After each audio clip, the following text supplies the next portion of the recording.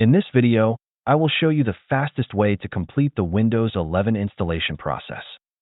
Normally, you need to go through many steps to reach the Windows desktop.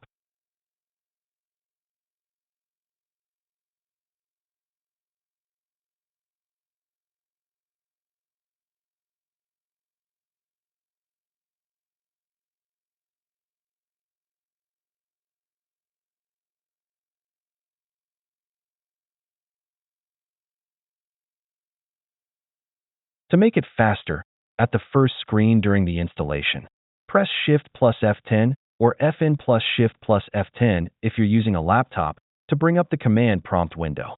Press Alt plus Tab to switch to the command prompt window. Type this command and press Enter. A new window will appear, allowing you to set up a new local user account with a username and password. Once done, click the Next button. As you can see, the installation skips directly to the final step of completing Windows installation. We can get to the Windows desktop much faster than the regular way.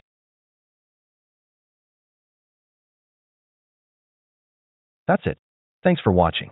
Don't forget to like and subscribe, and see you in the next videos.